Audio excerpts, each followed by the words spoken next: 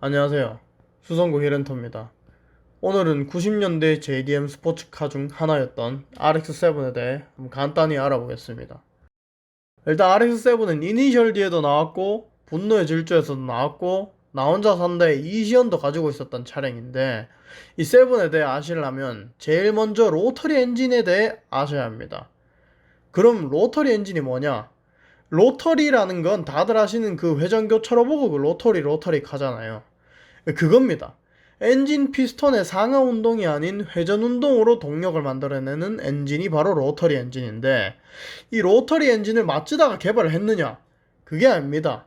1951년 NSU라는 독일의 자동차 회사가 당시 미넨 공대 박사였던 펠릭스 방켈 박사를 영입해서 로터리 엔진 개발해라 라고 명령을 했고, 그 로터리 엔진 개발에 성공하게 됩니다.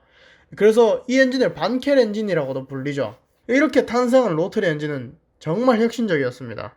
작은 배기량으로 고출력을 낼 수 있다는 장점, 그리고 로터리 구조적 특성인 회전 운동이 그대로 미션에 전달되면서 동력 손실도 줄었고 적은 진동과 고RPM 사용이 가능했고, 일반 엔진에 비해 구조적으로 간단해서 무게 경량화도 가능했어요.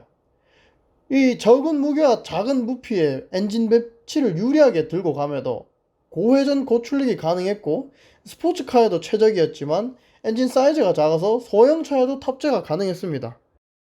근데 왜 그 당시에도 마츠다에서만 사용했고 지금은 왜 아예 멸종을 해버렸을까요?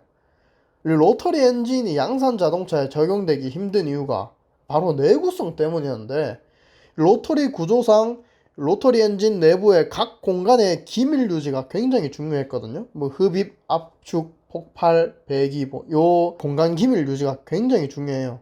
근데 그 기밀을 유지해주는 것이 요 삼각김밥처럼 생긴 요 꼬다리에 붙어있는 아펙스 실이었어요. 근데 이 아펙스 실은 그 장력이 강한 스프링이 요 아펙스 실을 밀어내면서 기밀을 유지해주는 방식인데, 고회전을 사용하는 로터리 엔진 특성상 그 실과 엔진 내벽의 마찰 에너지도 엄청났으며, 요 고회전을 하면서 열 발생도 엄청났기 때문에 아펙스 실이 빨리 따랐어요. 그래서 이 아펙스 실을 갈아주는 주기가 엄청 짧았거든요. 근데 아펙스 실만 갈아주면 되겠네 뭐 라고 생각하면 되는데, 요 아펙스 실을 갈아주려면 엔진을 통째로 다 까야 돼요. 그렇기 때문에 사실상 엔진 오버홀이나 뭐 똑같은 수준의 작업이 되는 거죠. 또 엔진 구조상 그 연소실을 시킬 만한 단계가 없어요. 그렇기 때문에 유온 상승도 엄청났고 거의 다 터보까지 달린 로터리 차량들은 내구도가 더더욱 떨어졌죠.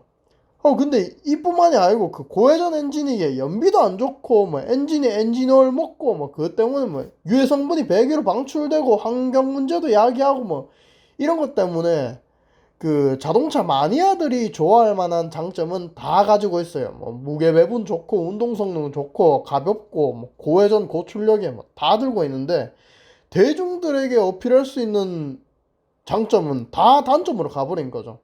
그래서 로터리 엔진 개발에 모든 걸 쏟아부은 NSU는 결국엔 재정난이 왔죠. 재정난이 왔는데 이제 마츠다와 로터리 엔진에 대한 기술 제휴로 재정을 회복하나 싶었는데 그냥 바로 골로 가버렸습니다. 그렇게 로터리 엔진은 마츠다의 것이 돼버린 겁니다. 이제 완벽하게 로터리 엔진은 마츠다께 되었습니다. 마츠다는 미완성 단계의 그 로터리 엔진을 양산화에 가능하게끔 머리를 쥐어뜯어서 막 개발을 했거든요. 근데 그 결과 일본 놈들은 진짜 지독해요. 1978년 로터리 엔진을 얹은 마츠다 RX-7의 시작 FB4S가 나오게 됩니다. 다른 차량에 비해서 엔진 무게가 현저히 가볍기 때문에 그 자동으로 그 차량의 경량화가 그냥 저절로 돼버렸어요. 뭐 굳이 경량화를 안 해도 다른 차량에 비해 무게가 가벼웠고, 그 덕에 차량의 셰시 개발이라든지 하체 세팅 개발비라든지 그거에 대한 투자가 더 많이 가동해졌기 때문에 그 결과 동급 대비 굉장히 우수한 코너링 성능을 확보했죠. 후에 후기형으로 그 1985년 이니셜 D의 타카하시 료스케 차량으로 잘 알려진 FC4NS가 출시했고, 1991년 이제 우리가 흔히 아는 RX-7이라고 하면 딱 떠오르는 그 차, 그 이니셜 D의 탑쿠미의 라이벌 타카하시 케이스케 차량, 그 분노의 질주 성강의 차량 FD4NS RX-7이 출시하게 됩니다. FD는 지금에서야 세월이 지남에 따라 그 내구성 때문에 애를 먹는 차량이지만 그때 당시만 해도 로터리 엔진이 장착된 차량 중에 굉장히 완성도가 높은 차량이기 때문에 90년대 일본 버블 경제를 담당하는 JDM 스포츠카 반열에 오르게 되면서 사람들의 구매 욕구를 엄청나게 자극하고도 남았습니다. 엔진은 1300cc밖에 안 되는데 280마력, 트윈 터보 넣고 막 9000rpm 고회전 엔진 막 돌리고 막 낮은 차체에다가 뭐 일본 간담 뭐 로봇 이런 것들을 연상케 하는 팝업 라이트, 그리고 롱노즈 쇼테크의 완벽한 스포츠카의 비율 등등 막 보면 어우야한 요소들이 막 노밖으로 총집합해 있었습니다. 마츠다의 마케팅 또한 신의 한 수였는데 고스트 바두왕이라든가 명탐정 코난, 이니셜 D, 왕관 미드나이트 등 여러가지 일본 애니메이션들을 막 등장시켰어요. 막 그렇기 때문에 어린아이들이 그 만화 영화를 보면서 그 RX-7에 대한 동경을 마음속에 막 품어온 거죠. 꿈과 같은 차량으로 자리매김한 겁니다. 조교교육 완전히 뭐 십상타치죠. 하지만 늘 그랬듯이 일본 JDM 스포츠카의 끝은 좋지 못합니다. 버블이 터졌기 때문이죠. 버블이 다 터지고 마츠다 또한 다른 차량들과 마찬가지로 스포츠카 사업을 접고 이제 어쩔 수 없이 RX-7을 단종을 하게 됩니다. 그 이후로 로터리 엔진을 장착하고 나온 차량은 RX-8인데 이게 좀 혼종이긴 해요. RX-7 FD 전작과는 달리 4명이 탈 수 있는 가족형 스포츠카라는 컨셉으로 나왔고 터보도 빠져있고 자연흡기의 로터리로 출시됐습니다.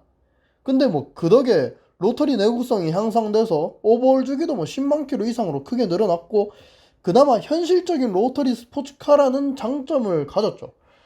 근데도 전작에 비해 인기가 현저히 줄어들었죠. 전작은 막 새끈빠끈하게 막 디자인이 막 잘 빠져있고 막 눈도 막 팝업 라이트고 막 그런데 이건 그렇지 못했거든요. 일단 외관에서부터.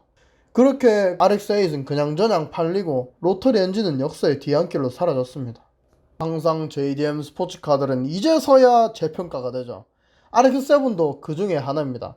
그 RX-7의 가장 큰 문제점은 사실 그 남녀노소 할 것 없이 로터리 뽕에 빠지면 사람들은 뭐 오버홀 주기가 어쨌니, 뭐 배기가스가 어쨌니, 연비가 어쨌니, 뭐 잡소리는 귀에 들리지도 않아요. 그냥 난 내 갈 길 간다. 온마웨이죠 그냥. 다른 차량에 비해 뽕 중독성이 심각했습니다. 해결 방법은 결국 시간과 돈밖에 없죠. 시간은 시간대로 투자하고 돈은 돈대로 통장에서 다 탈탈 털리고 난 뒤에 이제 정신을 차립니다. 내가 이렇게 살면 안 되겠구나.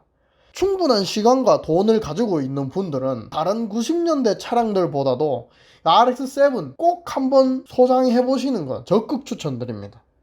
이상입니다.